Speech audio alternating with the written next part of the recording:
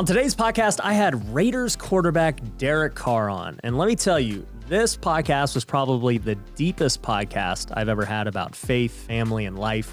For those of you who don't know, Derek is a devout Christian. I actually had the pleasure of hearing him speak at my church last Sunday, and him and I are going to go and do some other stuff with a big conference he's holding, and it's really cool to see what he's doing to impact so many other people beyond just football. But even along those lines, we talk about what it's like being the quarterback for, the team in Las Vegas and going through the turmoil that the Raiders went through last year with having the coach fired, with all these other things going on, and, just seeing his career these last going on 9 years with the Raiders, all the ups and downs, yet he's still remained consistent and, just continuing to get better and better each year. So it was a really great podcast. If you are a Christian or, a non-Christian, I think you're going to get a ton of value out of this because there's so many things that I know can help improve your life. So with that being said, let's jump into the podcast. If you're listening to this podcast, then my guess is you're interested in real estate investing. Some of you are just starting out while others are trying to scale their business to the next level. But the problem is, with so much information out there, most people don't know which program or coach to trust. Well, I'm a bit biased, but I believe my company, Future Flipper, can help you get to the next level. We've coached thousands of students from all over the world on how to build their real estate investing business. It doesn't matter whether you want to flip, wholesale, or buy rentals. Our coaching program has everything you need to become a great investor. There are many things that we include with coaching, but to give you a few examples, you're going to get an accountability coach. These are people that have had success in their own business, and they want to make sure that you achieve success in yours. We also have all of our documents, our systems, and processes that I've used to buy hundreds of homes. You can copy and paste them directly into your own business. And we have events where you get to meet me, top-level guest speakers, and other students who are crushing it. My students do deals with each other, and I personally do deals with them too. In fact, at a recent event, I just honored over 20 people in our program that made over $1 million in the last year. So if you want to grow your real estate business, head over to futureflipper.com and apply for a call with our team. The call is completely free, and they can help point you in the right direction whether you work with us or not. So go to futureflipper.com and book your call today. For the last year, the real estate market has been on absolute fire. Prices are at all-time highs, interest rates are at all-time lows, and there is more money in the economy than ever. But with so much competition, many investors are sitting on cash, struggling to find great deals. If this sounds like you, then you need to invest with Pineda Capital. With my network and social media following, we get access to the best real estate deals all over the country. And if you're an accredited investor, you can invest with me on those deals. In fact, last year we purchased a 334-unit apartment complex in Georgia for almost $20 million. We expect it to be worth well over $30 million when it's all said and done.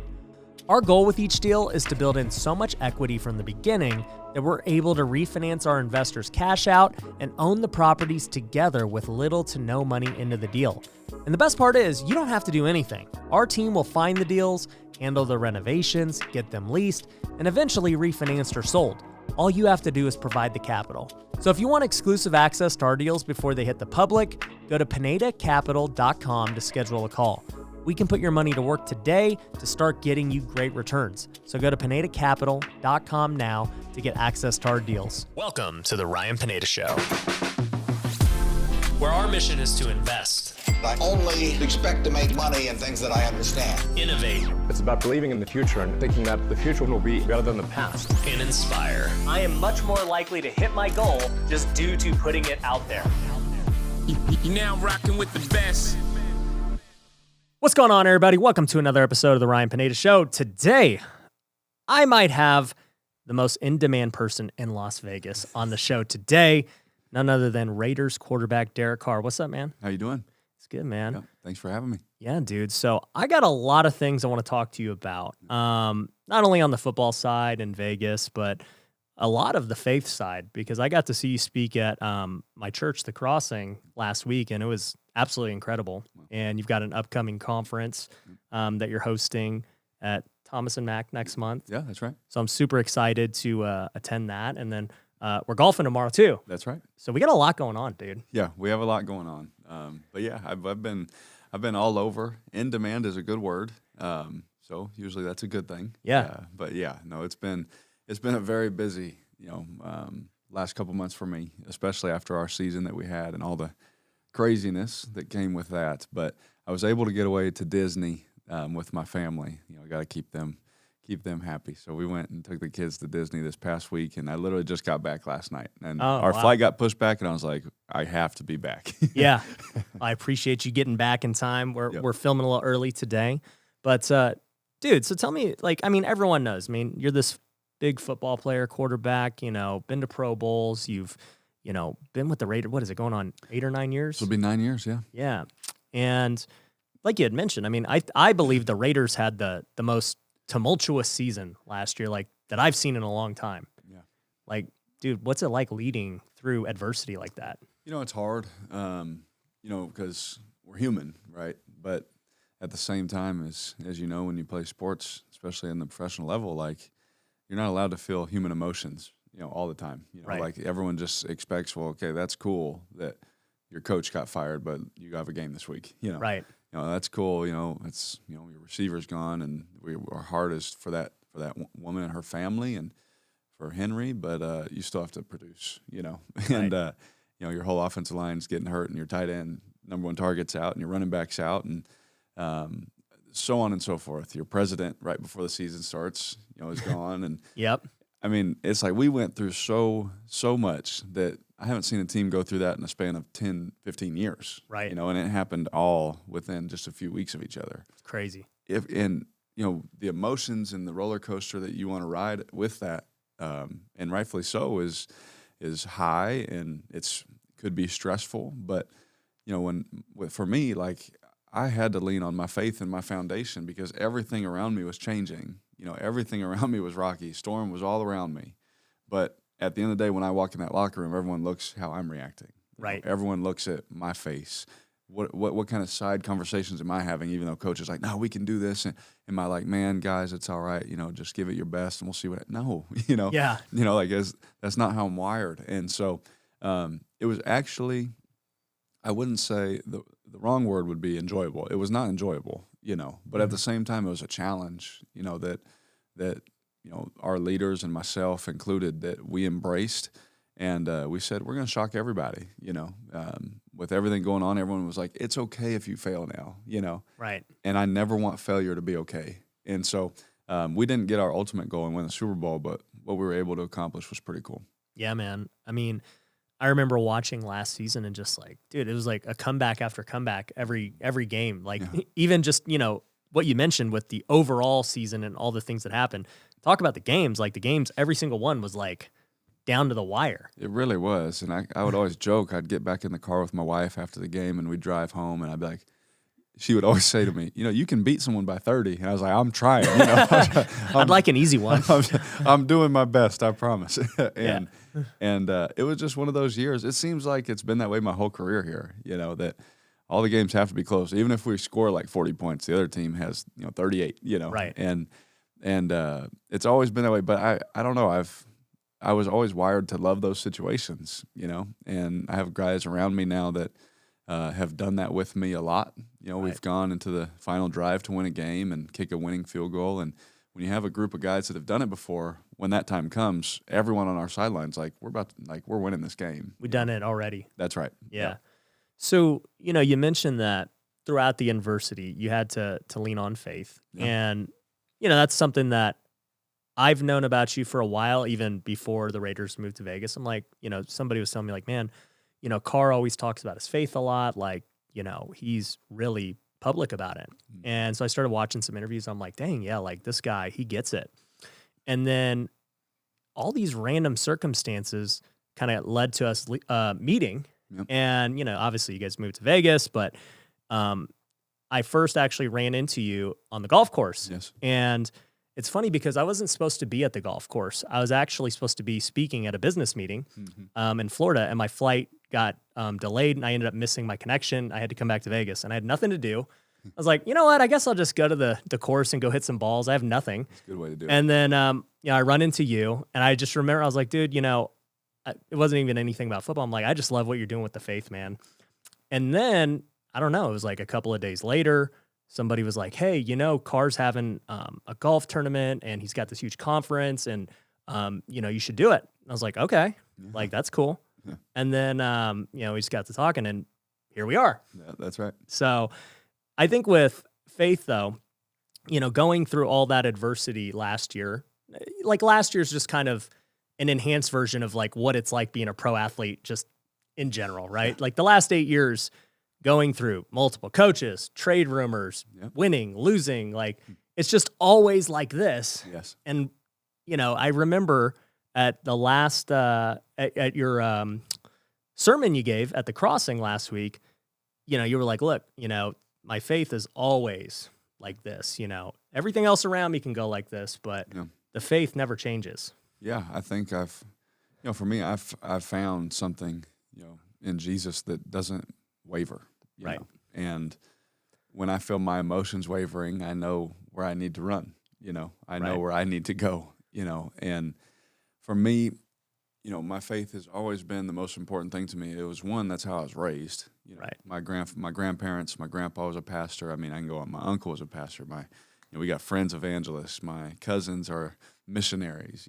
And my mom's a worship leader. My dad was a deacon. My other grandpa was a deacon. I'm just, and that doesn't say I did everything perfectly. But I found something and made it my own. It wasn't when my faith really became mine and not just my family's. Was in college because I was finally going through life a little bit.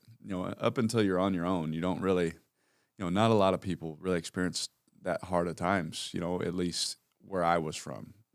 I had two parents. I had brothers that loved me and took care of me. My parents drove me to school. They picked me up. I was safe, all these kind of things. And so for me, life was not hard, Right. So I was like, yeah, go Jesus, Yeah.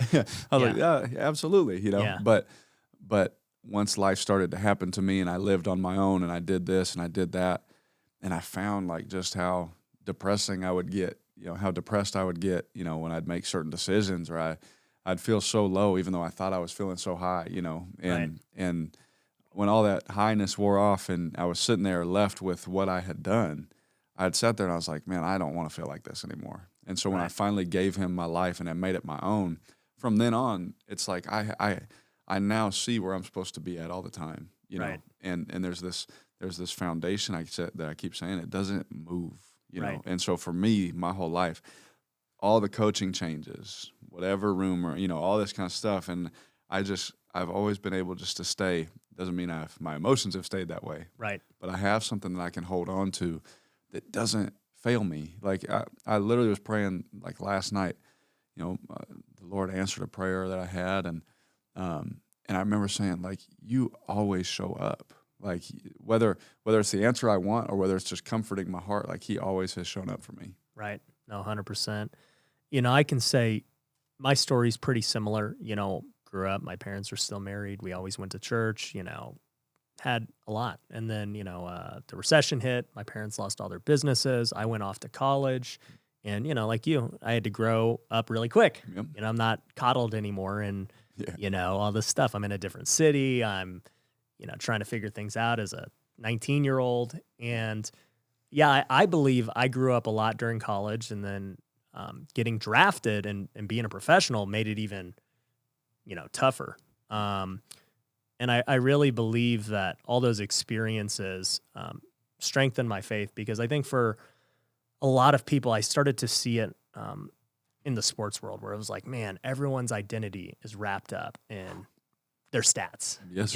Like how good they are, what people think of them. Yeah. And even I'm like, man, I had a bad game. I feel like crap. Yeah. And the crappy thing about baseball is we play every day. Yeah. Yes. So if we have a bad game, we have a bad game, then we play again tomorrow. We have another bad game. And then you're just like, oh my gosh, dude, like I don't have a week to like Yes. get rid of it. Yes. And I just found myself getting wrapped up in that all the time. And I had to learn like, dude, it's just a game. Yeah. Like, even if I get released and I don't play again, I'm going to be all right. Yes. Yes. Yes. I think you find so many people, in the professional world, whether it's football, baseball, whatever, business, where they determine who they are based on what they do. Yep. You know, and their successes and their failures. And some people get a little too high. You know, some people get way too low. Mm-hmm. And for me, I've tried my best, you know, not to ride that roller coaster. You know, obviously when you're younger, it's a lot harder because you're trying to earn that next contract. You're trying to make the first Pro Bowl. You're just trying to make the team for the first time. Like I remember all of those emotions, you know. Yeah. And I feel like, but once I do that, then they will know I'm good. And Right. Then they will respect me. Then they. Like, who cares who they are? And now I'm like, I'm 30 years old, and thank the Lord I've gotten it. So like, I don't care at all. Yeah. You know, Right. I like media people ask me a question, I'll be like, I'm just not even going to answer that. You know, like, I don't have to answer to them anymore. Right. Whereas my culture told me I had to answer to that. 100%. You know, the culture of the sports world told me I had to feel what they were asking me. And so a lot of people don't see what I am as rational. And Right. I almost see them as irrational, you know? Right. Because I'm like, I've found something that tells me who I am. Like, Yeah. I'm the head and not the tail. I'm the Right. victor and not the victim. You know, I am called son. I am called beloved. You know, I am called accepted. And if I remember I say it all the time. I was like, what voice are you listening to? You know, are you listening to the voice of what everyone else is trying to tell you who you are? Or are you reading your word and listening to that voice? You know, who does God say that you are? And it's in those lowest moments where I remind myself, you know, or even the high moments, no. Like, I'm your child, you know, thank you for everything. And I even thank him during the storms. Thank you that I'm going through this. Thank you that I get to go through this. Right. Because I prayed for this, you know, I prayed to be in this position, you know. And so I continually, just for me, I just continually try and stay in that level place and not let this game do this. Yeah. I remember it was interesting because I feel like I've lived kind of two lives. Like, I lived my life as an athlete, and I don't feel like I ever truly mastered that, which is why, you know, I never got to the big leagues and, you know, got the mega contract or whatever. Like, I was just like so hard on myself on the bad days, riding my high horse on the good days. And then, you know, one day it ended, right? Yeah. And I remember as I started to have success in business and social media and stuff, I was like, I'm not going to play that game again. I'm not going to be like so high on myself when we crush it. I'm not going to be so hard on myself when we make a bad decision or a bad investment. Like, that's just part of life, you know? And it's helped me a lot now where I'm a lot more known today through something totally different that I would have never anticipated. And, you know, we don't deal with the media like you guys do. I deal with, you know, social media people, freaking commenters, people making videos about me, like, you know, all that stuff. And I'm like, I just don't even look at it. I'm like, it's just, what's the point? That's right. It doesn't do anything. It doesn't do anything for you. It's definitely not going to do anything for you. Well, and it also can only hinder you from really speaking the things you want to speak about. Yeah. Because, you know, like, if I was so concerned about, I guess, monetizing and making all these things, I wouldn't talk so much about faith and these things that I believe are the most important, you know, the family and everything like I've kind of created with the wealthy way, making money and the things people wanted to hear. But in the end, it's just like, I don't want to talk about that all day. Like, it gets boring. I'm sure it gets boring talking about football all day for you. Like, dude, been doing this so long. Like, there's other parts to life beyond football, beyond making money. Yeah, absolutely. Like, to me, like, you know, one thing I love about my wife is when we first met, she was like, you know, I would love to date you, but you're a football player. I want nothing to do with that. And I was like, I'm going to marry you, you know. Like, she didn't care about that stuff. Like, she cared about my heart, you know. She cared about,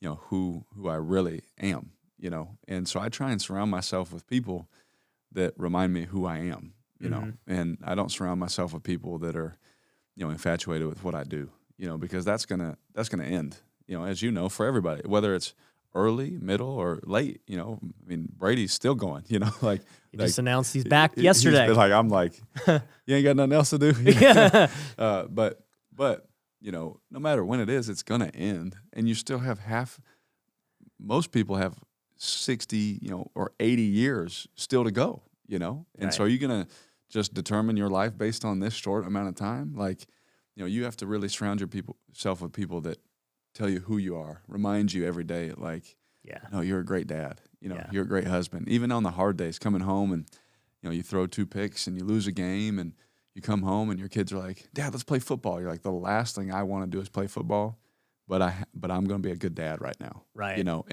And set in your mind. I think a lot of it has to do with setting your heart and setting your mind before those opportunities come, because if it just comes upon you, man, I don't want to do that right now. Yeah. But staying on topic, like surrounding yourself, for me, with people that remind you who you are, help you with that. As the world starts to go more digital, you need to be aware of which businesses are going to thrive in the future. One of the obvious ones is e-commerce. In fact, last year, e-commerce sales did over $4 trillion globally, and it's continuing to grow. Now, if you're like most people, you probably don't have time to learn a whole new industry and start a new business. But there is another way. You could partner with us at Lunar Ecom.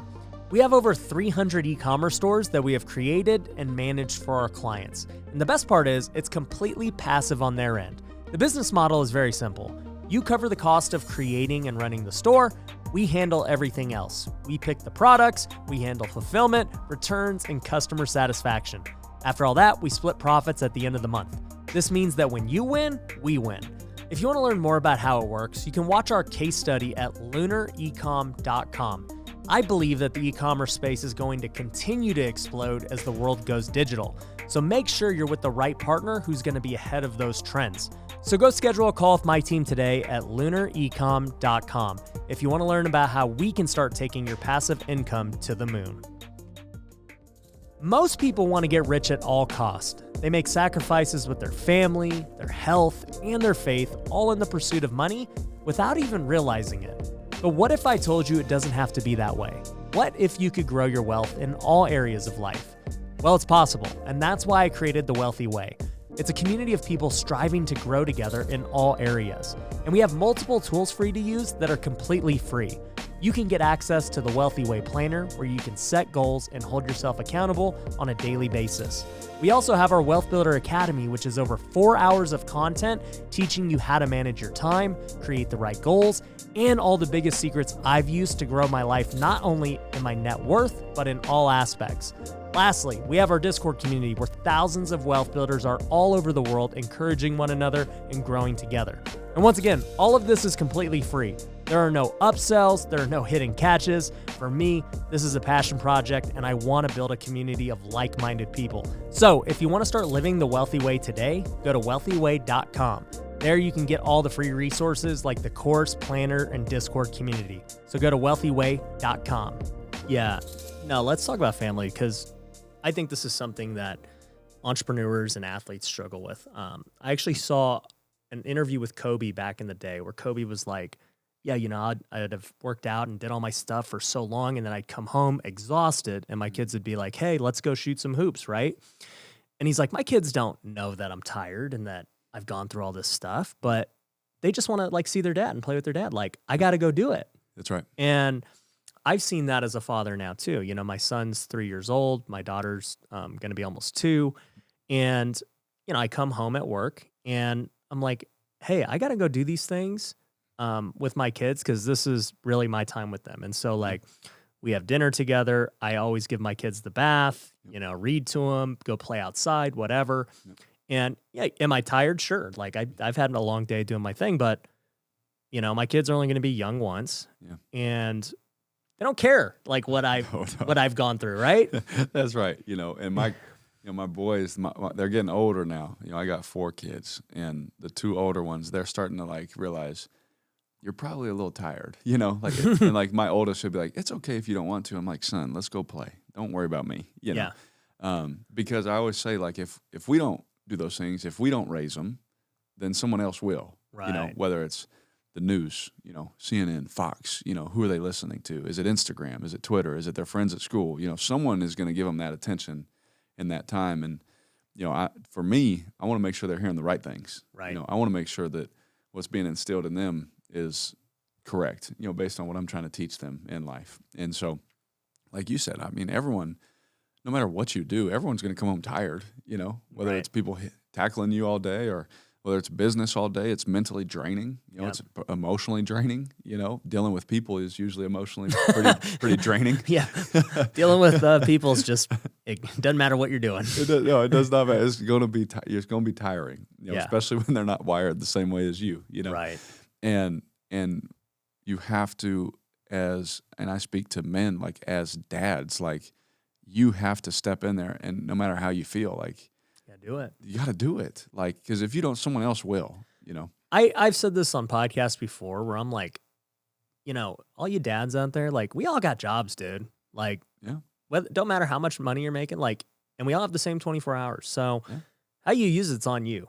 That's right. Nobody's making you work the job you work. Nobody's making you, make the decisions you make. You're in control. Like, you can do what you want to do with your time. And, really, like, the big thing is your life is a reflection of the decisions you make with your time.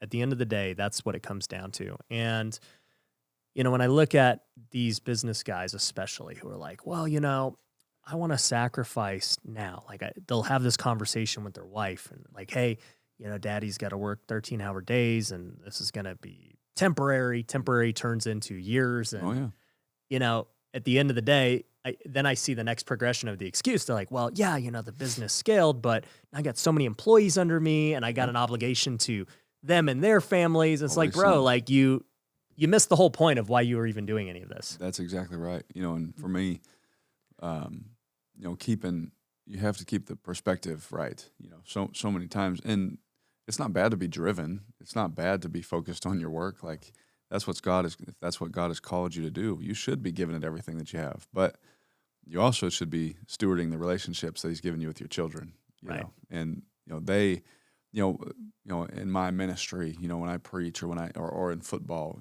in the things that I do, like I make sure that my kids never take a back seat to that. I watch preachers' kids grow up. I watched all that, and some kids like hate the church because their dad was never around. Right. And it's like that can't happen. And when you look at Noah, at least Noah's family was saved. Like he devoted his time, his energy, his effort to do what God had called him to do, and he also let them be a part of it. And he also led them. He was also leading his family and helped protect them. And so for me, I look at it as, I've been called to do a job, and I'm going to do it with excellence, but I'm also going to make sure that I lead my family. I'm not going to let another voice lead my family. So I'm curious how you really find that balance, because for me, I've said this before, but like I don't work weekends, and I work from 10 to 5. In my morning routine, I get all of like my me time and my God time. So I do my Bible study, I do my prayer, everything. I go work out, come home, get ready, and then I get to work, and I'm already like filled that way. Then I go to work, I execute, I do what I got to do, and then at 5 o'clock sharp, I got to leave the office and go spend the rest of the day with family. Like no more work. And like that's how I do it. And like my wife, if I were to just stay at the office till 7, she'd be like, "What are you doing?" Like my head would get wrung, dude. Yes. So I'm curious how did you guys develop it? Was it your wife? Was it you? Like, how did it happen? We were married, my junior year in college. Oh man, you guys got married real young. We got married real young, and then we had our first child before my senior year. And so I told her, I was like, I'm just going to kind of show you, because I got to see my brother do it, play and balance his family life and all that. And so I said, my senior year, I'll never forget my senior year, I was like, I'm going to show you the time it's going to take when I get to the next level, and because everything was trending that way. And I said, this is the time, and these are the hours it's kind of going to look like, and so that we can get used to it, and let's figure it out. So I started in college my senior year. Like I would spend time in the facility. I'd take care of my body. I'm working out, stretching, massages, all this kind of stuff, and studying, and then practice, and then whatever, and then I'm home, and I said, during the football season, this is what it's going to look like. And she accepted that, and she helped. And obviously there was, a learning curve for both of us, that when I come home as a dad now with our newborn son, like she hasn't talked to an adult all day. Yeah. My wife goes through that too. So I have not talked to an adult all day. So I need a little bit of time, or it's when I come to the door and she's standing there with him, I'm like, got it. You need some time, and no matter how I feel as a dad and as a husband, that is my priority, and I make sure they always know they're my priority. I have a job to do, and I'm going to do that with excellence and with everything that I have. But when I come home and when I'm in that house, I want you to know you're my priority. You know, Yeah, I'm present. Yeah, absolutely, and actually being there. You know? Now that's what I struggle with. I might mentally just zone out. You know, Yeah. oh, you told me to take the trash out? My bad. You know, I promise I was trying to hear you, but I didn't hear you, you know. And you know how that goes. But I think it takes time, but it takes communication, as you probably know too. Like, the more we communicate with our spouse, and we open up about things, the less agitation there's going to be, if that makes sense. No, 100%. You know, my wife and I, we don't have a ton of arguments. Because typically an argument is like somebody getting called out, mainly me a lot of times. And then I'm like, yeah, you're right. Like, what am I going to say? Like, yes, ma'am. We've established what our rules are as a family, you know, and the beauty for me as an entrepreneur is like, I mean, you're employed, like, you know, you have a job to do and like, this is the career. And for me, I'm an entrepreneur, so I really have no choice. I'm like, I get to choose what I actually want to do. Like, I have no excuse. That's right. That's right. Yeah, it's a little different. Yep. But I think, especially too, like for me at least, there's a downtime, like an off season, right? You know, and it's during that time where I'm like, all right, let's go to Disney. You know, let's go, you know, visit Clemson. You know, my boys, you know, Hunter Renfro was out there, and he was like, dude, I'll take him to Clemson. Dabo will show him around, and so they got to run on the field and do all that. Cool. But those are memories that I have with them now, you know, because, I'm tired. Yeah, this is my time to train and all that. But I made sure they're my priority. Okay, so I scheduled that. Now I schedule my training around that. Right. You know, I got to work out before we leave. Okay, there's a gym at the hotel. I can do it there. You know, like I don't give them that burden. I just make sure they have their time. You know? And so, I mean, it's all communication. And a lot of it is my wife saying, hey, we need to go do something. Okay, yes, ma'am. Let's do it. Let's do it. Yeah, that's kind of how it goes for me too. But I do think that that's a big key to, you know, having that balance and the success is like having a wife who's willing to not just always be like, you know, make the money. Like, I get it. Because I hear that a lot. And I'm like, no, I mean, your wife should be there to like also keep you like focused and like on the things that matter. Like you were saying earlier, you know, like if I have all the business people, they're not telling me this stuff. My wife is the one who really keeps me grounded for all of this. I'm like, oh yeah, I don't need to do that. That's like, nope, you're right. You know, there's some phone calls. I got to call this guy. I got to do this. And then she's like, you know, I'd like to have lunch with you. And I was like, yes, ma'am. Yeah. You know, and she has a great feel for it because we'll be married 10 years now in June. And so we've been together a long time. And so she knows how I'm wired. She knows where my mind's at. She knows everything I'm thinking just based on how I'm reacting, you know, and all those things. And so it takes time, and it takes time on task and communication and all that kind of stuff. But she 100% is there to encourage me when she knows I need it, because I won't ask for it. You know, I'm just going to stay quiet, and I'll figure it out, you know. Right. But yeah, absolutely. It's a partnership. She's a helpmate. You know, the Bible says that when a man, you know, leaves his mother and father, they two become one. Right. You know, and so if we want to go forward, we have to go together. Yeah. And so, And I've seen that. We've been married, I don't want to get this wrong, 8 years going on 9. Yes. I have to make sure.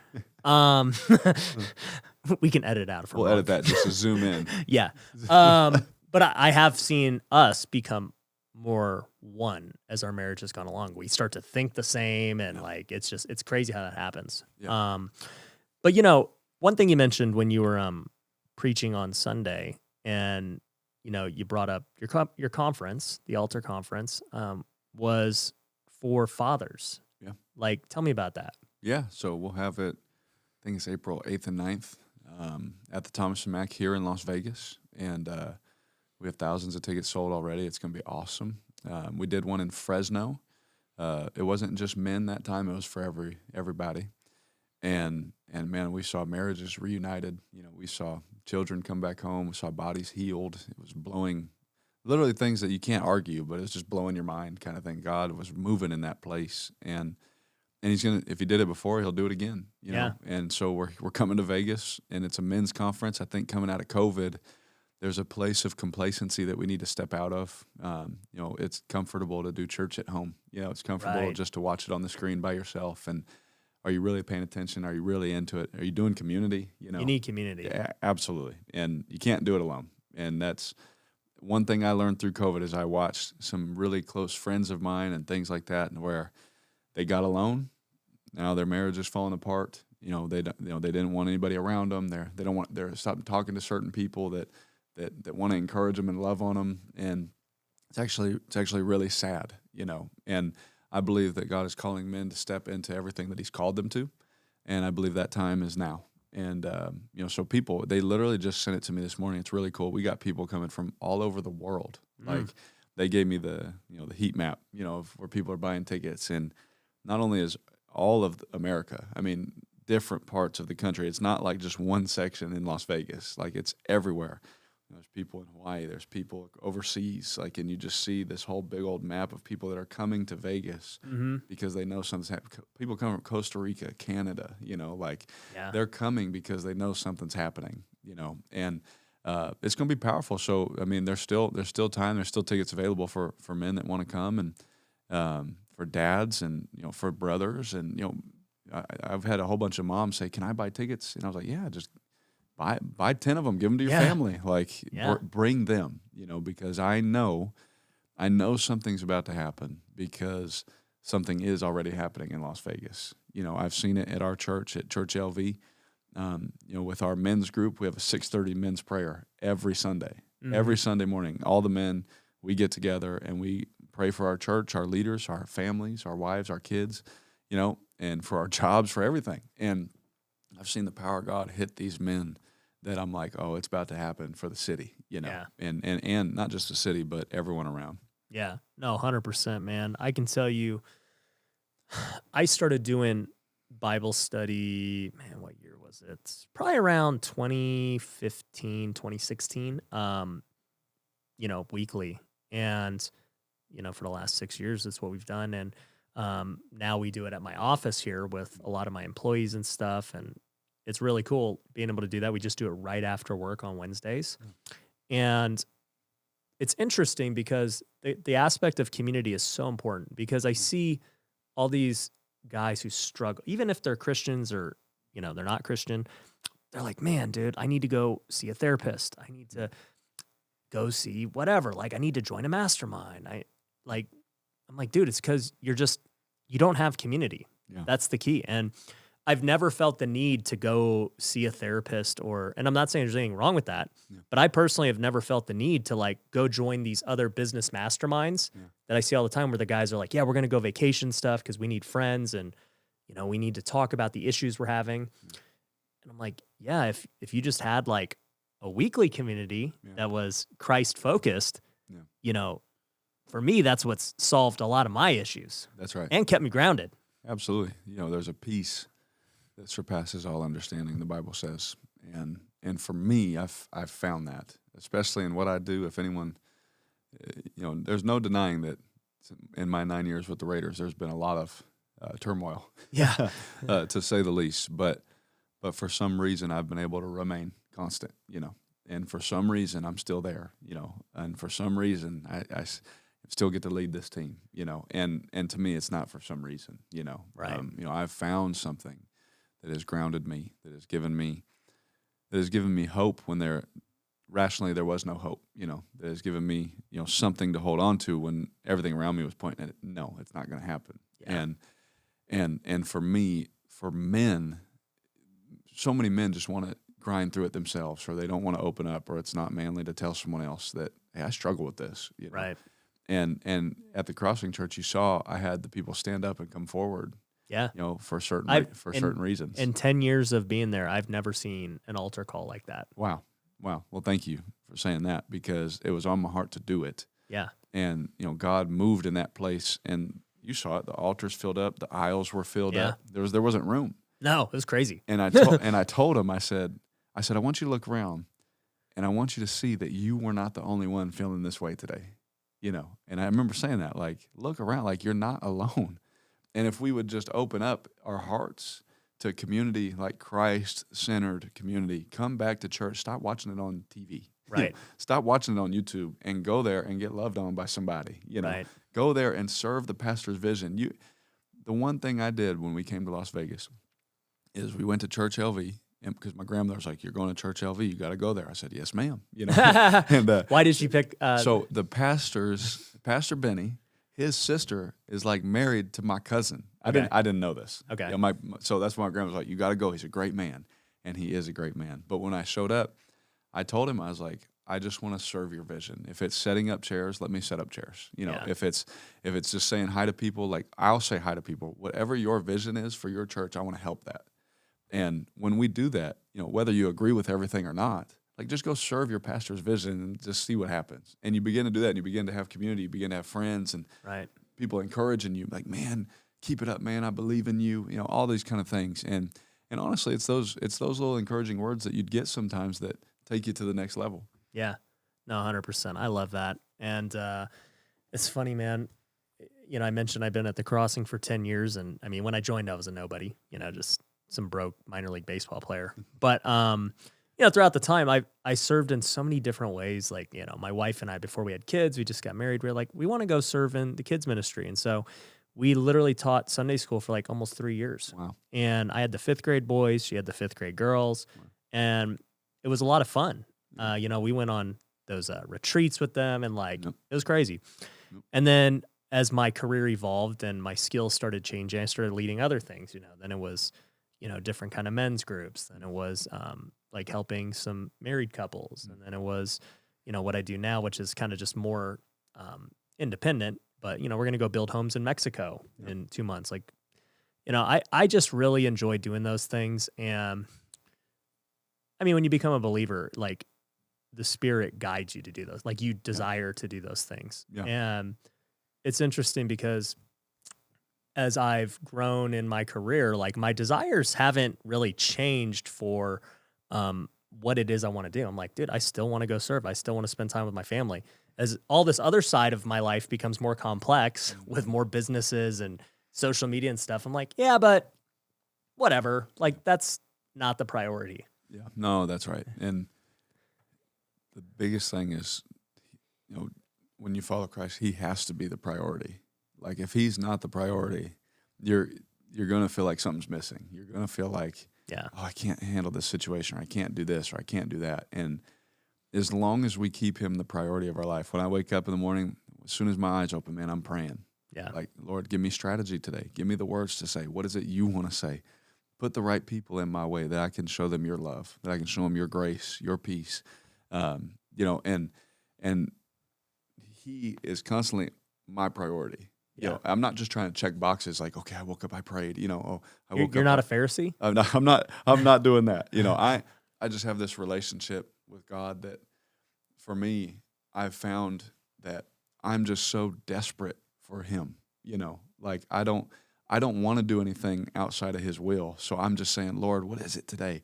And once you have that intimate relationship where it's so near, it's so close, when you wake up and you don't do those things, you're going to be like, dude, I'm missing out. Yep. You know, man, I'm missing something. Like, and you're going to know what it is, but it's really giving him your whole heart. Just like, and I tell people all the time, like, if you haven't done it yet, man, just give him a chance. Like, give him your whole heart and just see what happens. Yeah.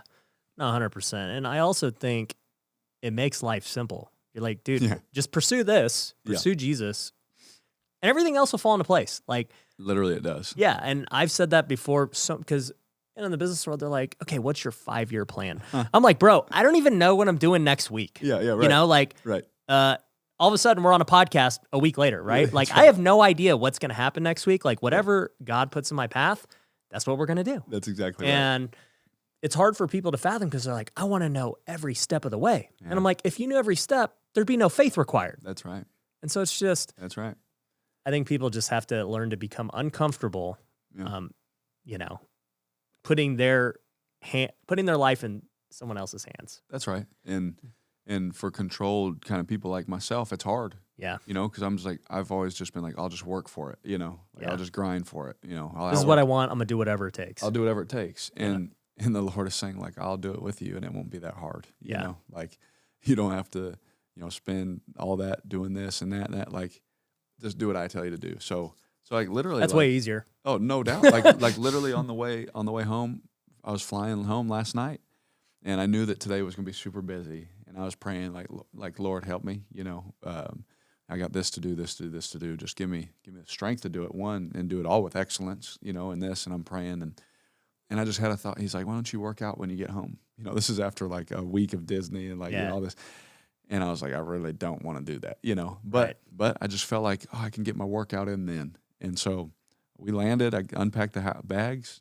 I went downstairs, got my workout in. And then I was like, this like weird kind of peace, like tomorrow doesn't seem so stressful now. I don't have to do that. I got it done. Like I'm done. You know what I mean? And so if you just and that's how I live my life. I just communicate like, Lord, help me. Yeah. Because I can't, if Ryan and Derek try and do it on their own, we're going to screw it up. Yeah, 100%. We're going to choose the wrong way. We're going to go down a path that's just beating our head up against the wall. But 100%. when we allow him into every area, so much peace, there's just so much joy, and we're not perfect at it, but when we do it that way, you find out like, I should probably do that way all the time. Yeah, no, I 100% agree. And side note, as far as working out goes, dude, I'm like, this guy has like the biggest pipes in the league for a quarterback, dude. Like all these other QBs, they're they're all like nimble and like, whatever, yes. Brady's and Rodgers. I'm like, yep. Why is Carr so jacked? What's the point?